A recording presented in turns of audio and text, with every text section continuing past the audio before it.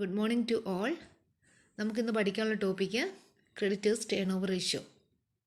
Creditors turnover ratio shows the relationship between net credit purchase and average creditors including bills payable.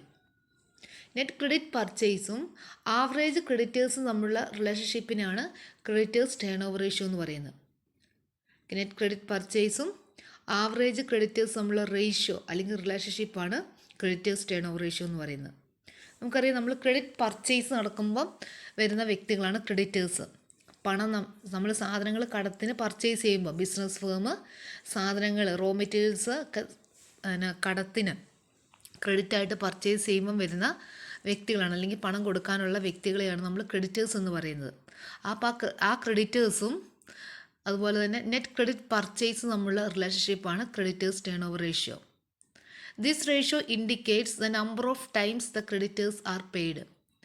ഈ ratio വഴിയായിട്ട് ക്രെഡിറ്റേഴ്സിന് നമ്മൾ കൊടുക്കുന്ന പണം എത്ര കാലഘട്ടത്തിനുള്ളിലാണ് നമ്മൾ പണം കൊടുക്കേണ്ടത്, എത്ര പീരീഡ്സിനുള്ളിലാണ് ക്രെഡിറ്റേഴ്സിന് പണം കൊടുക്കേണ്ടത് എന്നാണ് ഇവിടെ സൂചിപ്പിക്കുന്നത്. Then creditors turnover ratio is also called payable turnover ratio. Creditors turnover റേഷ്യോനെ പേബിൾ ടേൺ ഓവർ റേഷ്യോ എന്നും അറിയപ്പെടുന്നുണ്ട്.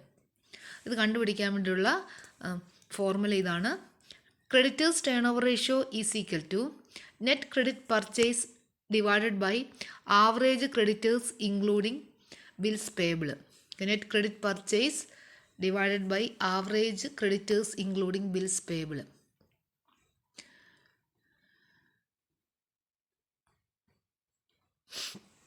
ഇപ്പോൾ നെറ്റ് ക്രെഡിറ്റ് പർച്ചേസ് എന്ന് പറഞ്ഞാൽ ടോട്ടൽ ക്രെഡിറ്റ് പർച്ചേസിൽ നിന്ന് purchase return കുറയ്ക്കുന്നതിനാണ് net credit purchase എന്ന് പറയുന്നത്. നെറ്റ് ക്രെഡിറ്റ് പർച്ചേസ് എന്ന് പറഞ്ഞാൽ ടോട്ടൽ ക്രെഡിറ്റ് പർച്ചേസിൽ നിന്ന് പർച്ചേസ് റിട്ടേൺ ലെസ് ചെയ്യുന്നതിനാണ് നെറ്റ് ക്രെഡിറ്റ് പർച്ചേസ് എന്ന് പറയുന്നത്. ഇനി ടോട്ടൽ ക്രെഡിറ്റ് പർച്ചേസ് എന്ന് പറഞ്ഞാൽ ടോട്ടൽ പർച്ചേസിൽ നിന്ന് ക്യാഷ് പർച്ചേസ് കുറയ്ക്കുന്നതിനാണ് ക്രെഡിറ്റ് പർച്ചേസ് എന്ന് പറയുന്നത്. നമുക്കിവിടെ ക്രെഡിറ്റ് പർച്ചേസ് ആണ് കണ്ടുപിടിക്കേണ്ടത്, ടോട്ടൽ ക്രെഡിറ്റ് പർച്ചേസ് ആണ് കണ്ടുപിടിക്കേണ്ടത്. ടോട്ടൽ അല്ലെങ്കിൽ നെറ്റ് ക്രെഡിറ്റ് പർച്ചേസ് ആണ് കണ്ടുപിടിക്കേണ്ടത്. നെറ്റ് ക്രെഡിറ്റ് പർച്ചേസ് എന്ന് പറയുമ്പം ഒരു ബിസിനസ് ഫേമിൻ്റെ ടോട്ടൽ പർച്ചേസ് എടുക്കുക, ടോട്ടൽ പർച്ചേസിൽ നിന്ന് ക്യാഷ് പർച്ചേസ് കുറയ്ക്കുക. അപ്പോൾ നമുക്കറിയാം ക്രെഡിറ്റ് പർച്ചേസ് ആയിരിക്കും വരുന്നത് അല്ലേ. ടോട്ടൽ പർച്ചേസിൽ നിന്ന് ക്യാഷ് പർച്ചേസ് കുറയ്ക്കുമ്പോൾ ബാക്കി വരുന്ന പർച്ചേസ് ഉണ്ടെങ്കിൽ അതെല്ലാം എന്തായിരിക്കും? ക്രെഡിറ്റ് പർച്ചേസ് ആയിരിക്കും. ആ ക്രെഡിറ്റ് പർച്ചേസിൽ നിന്ന് പർച്ചേസ് റിട്ടേൺ ഉണ്ടെങ്കിൽ പർച്ചേസ് റിട്ടേൺ നമ്മൾ കുറയ്ക്കണം. പർച്ചേസ് റിട്ടേൺ കുറയ്ക്കുമ്പം കിട്ടുന്നതായിരിക്കും നെറ്റ് ക്രെഡിറ്റ് പർച്ചേസ്.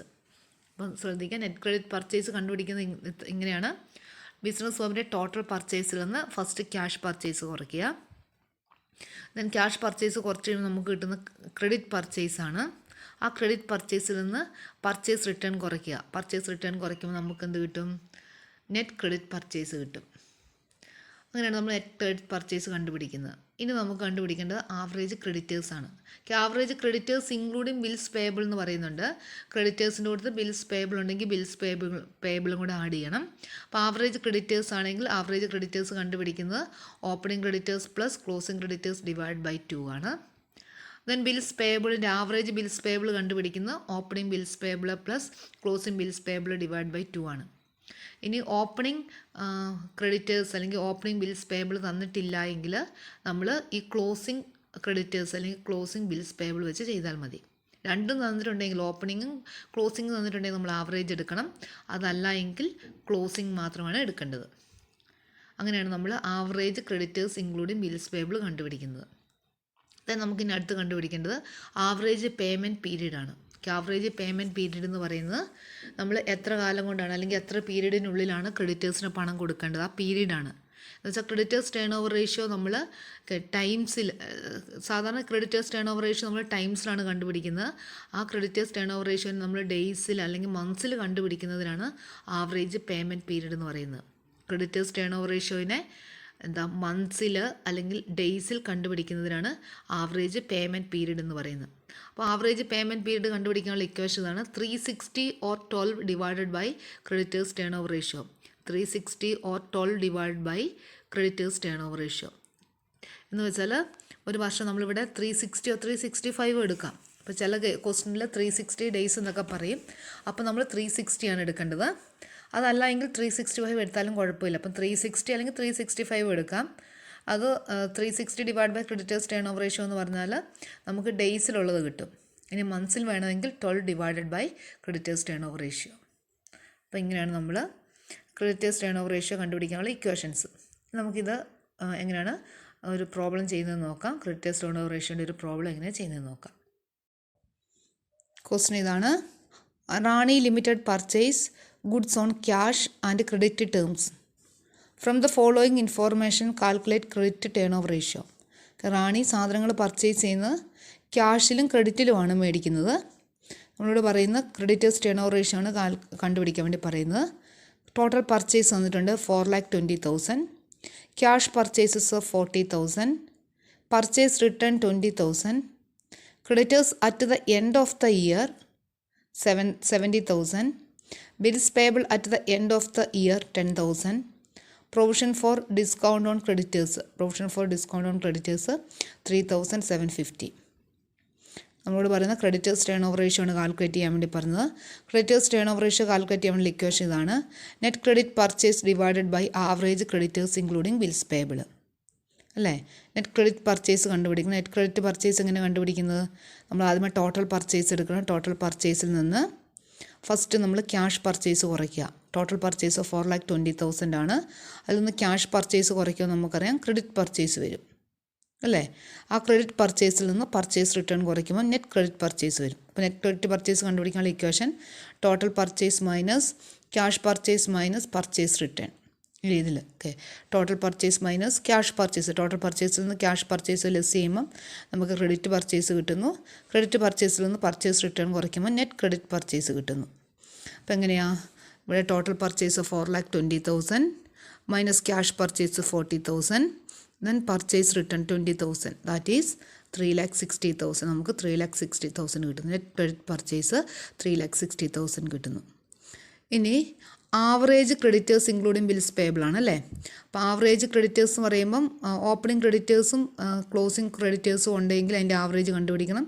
ബിൽസ് പേബിളിൻ്റെ ഓപ്പണിംഗ് ബിൽസ് പേബിളും ക്ലോസിംഗ് ബിൽസ് പേബിൾ ഉണ്ടെങ്കിൽ അതിൻ്റെ ആവറേജ് കണ്ടുപിടിക്കണം. ഈ ക്വസ്റ്റനിൽ ആ ക്ലോസിംഗ് മാത്രമേ വന്നിട്ടുള്ളൂ അല്ലേ. Bills payable at the end of the year, അതുപോലെ creditors at the end of the year എന്ന് പറഞ്ഞ് തന്നിരിക്കുന്നത്. അപ്പം ക്ലോസിംഗ് മാത്രമേ വന്നിട്ടുള്ളൂ. ക്ലോസിംഗ് മാത്രം ഉള്ളെങ്കിൽ അത് മാത്രം എഴുതിയാൽ മതി. അപ്പം ക്രെഡിറ്റേഴ്സ് ഇൻക്ലൂഡിങ് ബിൽസ് പേബിൾ ആയതുകൊണ്ട് ക്രെഡിറ്റേഴ്സും ബിൽസ് പേബിളും കൂടെ നമ്മൾ ആഡ് ചെയ്യണം. അപ്പം average creditors including bills payable എന്ന് പറയുന്നത് എന്താ, ക്രെഡിറ്റേഴ്സും പ്ലസ് ബിൽസ് പേബിളും കൂടെ നമ്മൾ ആഡ് ചെയ്യുന്നു. That is 80,000.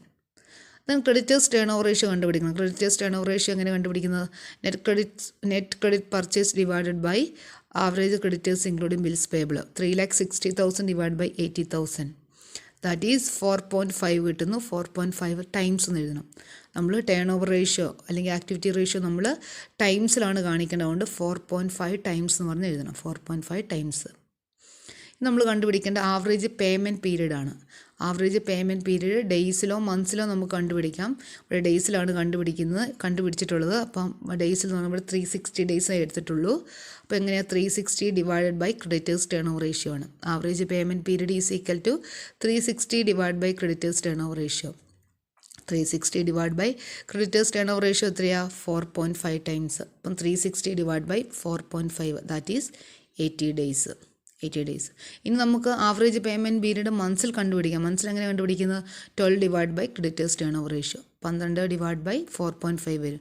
അപ്പം കിട്ടുന്ന ആൻസറിൻ്റെ കൂടുതൽ മന്ത്സ് എന്ന് പറഞ്ഞ് എഴുതണം. അപ്പോൾ നമുക്ക് ഇങ്ങനെയാണ് ആവറേജ് പേയ്മെൻറ്റ് പീരീഡ് കണ്ടുപിടിക്കുന്നത്.